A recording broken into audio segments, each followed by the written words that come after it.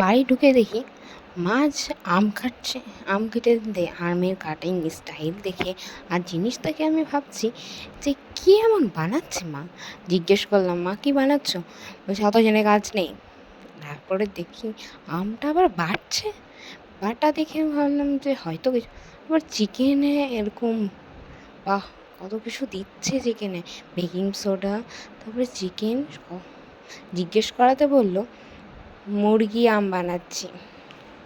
মুরগি আমের জন্য কি কি লাগবে তখন বলছে লঙ্কা গোটা, জিরা, আম বাটা আর রসুন গোটা।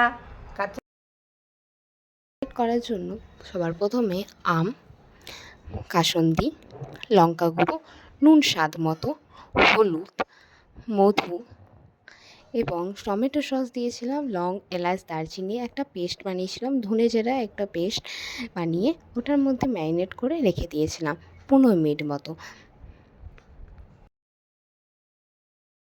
কাসুন্দিটা কম হবে বলে আরও কিছুটা কাসুন্দি দিয়ে দিলাম। তারপরে বললাম আর কিছু লাগবে? তখন মা বলল তার সঙ্গে মায়ের মমতা ভালোবাসা। পেঁয়াজগুলো তেলে দিয়ে কিছুক্ষণ লাল হওয়া পর্যন্ত ভেজে নিলাম। ওর মধ্যে একটু লবণ, একটু হলুদ গুঁড়ো, একটু একটু করে সব স্বাদ মতো দিয়ে দিলাম। তারপরে ম্যারিনেট করে রাখা চিকেনটা ওটার মধ্যে দিয়ে কিছুক্ষণ উলিয়ে ঢাকা দিয়ে সিদ্ধ হতে দিয়ে দিলাম।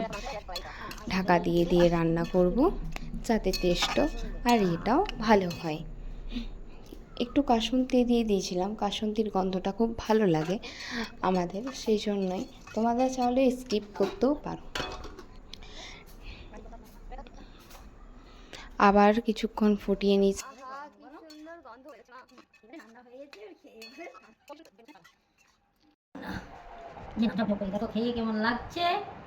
পরিবেশন করে খেয়ে বলবেন কেমন হয়েছে।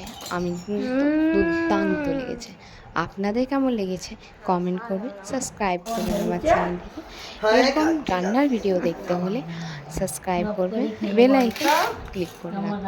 Thank you, bye bye. দাদা এদিকে এদিকে।